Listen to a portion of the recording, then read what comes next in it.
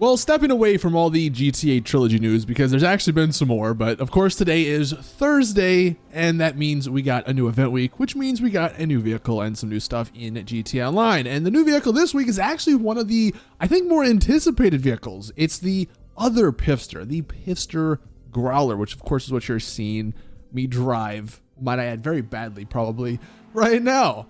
And yeah, this is a car, but is it good? Is it worth the money? Well, that's what we're going to be taking a look at in today's video. So what's up, everyone? Welcome back to another GTA Online video. My name is Saintsfan, and hopping right into the price of this vehicle. Now, unfortunately, because I have all of the trade prices, you can't see the actual like buy it now price, which I'm gonna be honest, I think it's only like 400,000 or 500,000 more. So I guess we're looking at the price. It's 1.2 million if you get the trade price, but if it's a buy it now, I'd imagine it's like 1.6, 1.7 mil. So that's what you're looking at. But I will say, what you're seeing compared to the Comet S2, the other Pfister that came out a couple weeks ago, it's actually slightly cheaper. So that's interesting. Now we're just gonna scroll through the customization. I actually sort of just went back and forth here at the beginning. The blue one is the Comet S2, the one that came out, and then the green one is the new one. So they do look very, very similar. Now, of course, I believe one is based off of the, I think it's the Porsche Cayman in real life, or one's the 911. I could be wrong on that, but I believe that's what it is. So they are based off of different cars IRL.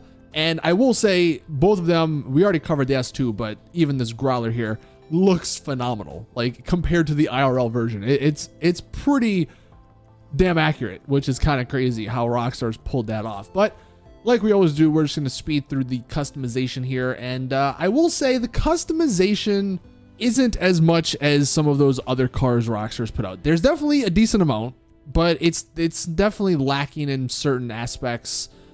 You can't do anything to the engine. I mean, the engine is on the back, and you might see the engine aspect, or the parts that you can change the engine, like the engine braces and stuff, that goes on the back. There are two sort of unique ones to this car, which you might see. You can change the color of them, so that's kind of cool. Apart from that, though, the other customization, like, you don't have a ton of bumper options. You don't have a ton of spoiler options.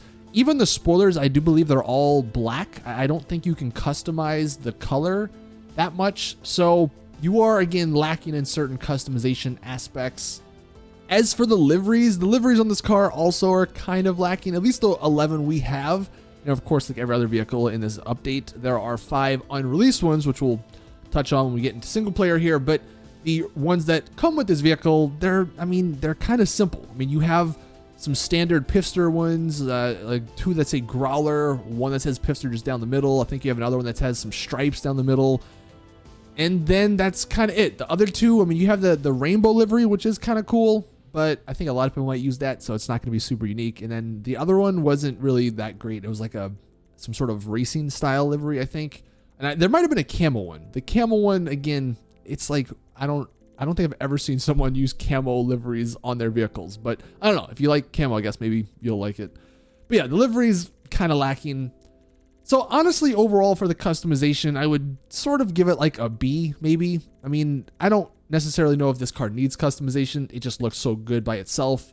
But yeah, it does miss some certain things that other vehicles have. Now, actually, one of the more unique things about this vehicle is the secondary color does actually change the brake calipers. Now, it does change some other parts if you put the secondary option on, of course, but it does by default change the brake calipers, which I believe is like one of the few vehicles, if not the only vehicle, that you can actually change the brake caliper color. So that is kind of cool, especially given the fact that these stock rims are very open. You can see that through them, and it is cool. And I didn't actually check, but I do believe you can, if you figure out a way to mod them, you can change the stock rim color, like through the iFruit app and stuff. So that is something you can do as well. So yeah, customization, it's good, but yeah, nothing like super, super special. You can actually make it much like the S2. You can make it like an off-road version. So I guess if you wanted to do that, you have that option on this one as well. So with that being said, let's go ahead and move into those unreleased liveries. So we're going to hop into single player here, and we're going to start with this one that's the Vandal. It's basically like a, I don't know, this reddish looking livery. The back looks kind of cool, but then the front part looks a little weird. I'm not gonna lie, that red strip that goes across, I'm not entirely sure I like that. So I don't know, that one's okay. Then you have the reverse Vandal, which is the same thing, but just different colored. I believe like the front of it is the livery color. And again, it's got that weird stripe, so it's just a little awkward looking. The Tinkle one is a funny one, but I'm gonna be honest, it's like too front facing, I guess, for me. It just looks awkward on this vehicle. Now the camo, the one that's half and half, actually looks kind of cool. I'm not a huge fan of the camo like you guys heard, but the half and half camo, not that bad. And then you have the Japanese beer, the graffiti one, which is an okay looking livery. So yeah, the liveries on this vehicle, even the unreleased ones, nothing is like too great in my opinion.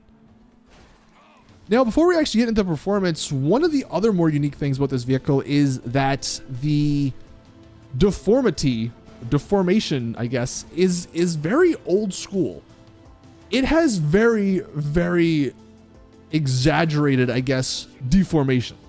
You can see, unlike some of the newer vehicles where you can hit a million different things and your car looks almost pristine, this thing, if you start hitting things and start running into certain walls and other various things you can't run through, your car will get pretty deformed. And it's actually kind of cool. It's definitely more unique in that aspect. And I did ram it into a train, or a train rammed into me. And you can see we were struggling to move it here, but it does get deformed. So if you like cars that get deformed for whatever reason, well, then this is a solid one to get.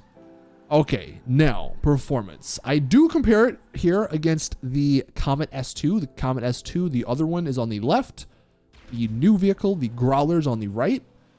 And honestly, they're very similar. These are just regular, fully upgraded, no drift tires, no lowered stance or anything. And honestly, like I said, they're basically neck and neck. I think the S2 is slightly faster. But in all honesty, I mean, it's almost too close to really even tell. I guess maybe those extra couple of 100,000 you pay for the S2 means it goes like 3 miles an hour faster. And comparing that to some of the other top tier sports cars, it is pretty competitive. I believe it's like, third or fourth on the list, on the tier list. So the Growler, while it's not the best, it is pretty good for the money you're paying. Now, of course, like all these other new vehicles, one of the things I wanted to test, this clip right here, is actually me using the Growler with drift tires on. So we put drift tires on, which on this car is almost impossible to drive, not in a straight line, by the way. So I would definitely not recommend putting drift tires on, but it does go fast, of course, with drift tires, because drift tires causes the suspension to get all weird. And you can see, I think we hit like 145, which isn't like crazy fast compared to like the Calico that went 180, for instance, but 145 is pretty solid if you somehow figure out a way to control the drift tires. But like I said, it's very slippery, very hard to control. Now, the probably better way, this next clip, is actually lowering the stance. And this is without drift tires, so you still have some control and you get a much better acceleration. But you do maintain that speed. I believe we hit almost like 155 on this one. So we actually went faster with the stance lowered. Now, of course, when you are going at this speed and you're trying to turn into, certain corners, you're going to spin out. You're going to lose control. However, it is something, if you wanted that extra speed, lowering the stance on this vehicle is actually not a bad move. It's not terrible to drive around the city either with its stance. We can drive here on this very bumpy road, and it's not like the Italy GTO, for instance, where you're bouncing all over the place. You do have some bounce, but that is to be expected. It doesn't lose control that frequently with the stance option. Now, as for the handling on this car, at least to me, seemed a little weird. It's not like bad or anything. It's not great. It's just sort of in the middle. And I guess maybe if you are a much better driver than me, you can probably control it.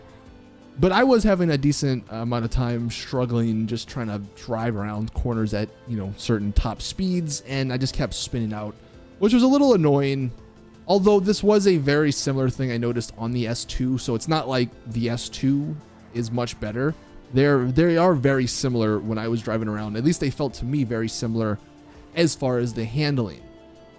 I will say, though, It does allow you to slide, you know, fairly frequently. So it's not like you can't, I guess, have fun with this just drifting around or attempting to drift around. Like I said, you just have to sort of control that and figure that out, which probably just comes with driving this for like an hour or two. The acceleration isn't anything special, especially when you do come around the corners. Like when you lose your speed, you're not going to gain it super quickly compared to other vehicles. But I mean, honestly, I would give this car's handling, like, again, probably a B. It's good. It's not great, but it's not terrible either. So that's sort of where we're at with this car. It's a $1.2 million car that, if you have the trade price, is an okay purchase. I mean, you can't deny it looks incredible, especially if you love Porsches in real life. I mean, it looks awesome, and it looks like the IRL car. However, it does, I think, in my opinion, fall short in some of the customization aspects and even the handling aspects. But I guess if you want to look past all that, then this might be a decent purchase for that 1.2 mil. I mean, it's relatively cheap nowadays for vehicles that are of this level. I would definitely recommend getting the trade price, though. I don't think I'd pay any higher for it. But yeah, that's my opinion. Hopefully this video helps you guys out if you are on the fence with this one, because maybe you already purchased the S2 and you wanted a comparison. They are very similar cars. The customization is maybe slightly different. You can check out that video I did 2 weeks ago if you really want to compare them all. But as far as the performance and handling and stuff, they are very similar. So that's going to do it for the video. Thank you guys for watching. Please drop it a like if you did enjoy. Subscribe for more GTA content. And as always, I'll see you guys in the next one.